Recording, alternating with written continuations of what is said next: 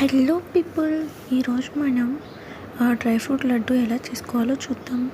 First మీరు బాదం, పిస్తా, జీడిపప్పు, pumpkin seeds, water melon seeds అన్నీ కలిపేసి అలానే ఖర్జూరంని పేస్ట్ చేసుకోవాలన్నమాట.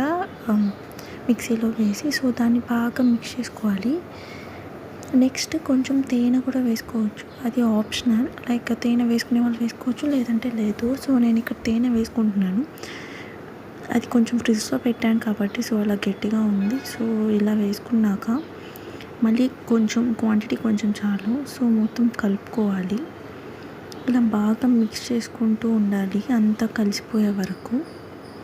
కొంచెం టైం పట్టుద్ది. తర్వాత ఇట్లా అయిపోయాక మీరు ఇట్లా రౌండ్స్ అయినా చేసుకోవచ్చు. నేను జస్ట్ ఈజీగా అయిపోవడానికి ఇలా దీంట్లో పెట్టినాను అనమాట. వెంటనే అలా తీసేస్తే ఇట్లాంటి షేప్ కూడా మీరు చేసుకోవచ్చు. అలా రౌండ్స్ అయినా చేసుకోవచ్చు, ఇలా అయినా చేసుకోవచ్చు.